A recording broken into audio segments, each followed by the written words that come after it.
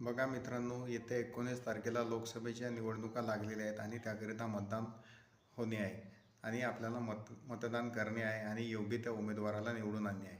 परंतु मित्रांनो, आपल्याला यांच्याकडून काय शिकणे आहे की हे लोक या पक्षातून त्या पक्षामध्ये उड्या मारत असतात आणि आपली भाकर शेकून घेत असतात.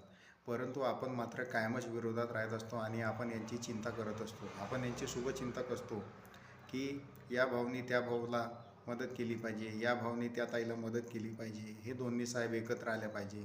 यांचे उठाठेप चालूच असतात, परंतु नाहक चिंता आपल्याला असते. म्हणून यांच्याकडून आपल्याला शिकणे आहे की आपण आपल्या परिवाराशी, आपल्या मित्राशी किंवा आपल्या परिवारातील लोकांशी, आपल्या चुलत भावाशी आपण वैरत्व केला नाही पाहिजे. आपण एकामेकाचा मान राखले पाहिजे. आपण त्यांच्या लग्नात गेल्या पाहिजेत, ते आपल्या लग्नात आले पाहिजेत. एकामेकाचे कार्यक्रम चांगले झाले पाहिजेत, हे आपण यांच्याकडून शिकले पाहिजेत. धन्यवाद मित्रांनो. युवक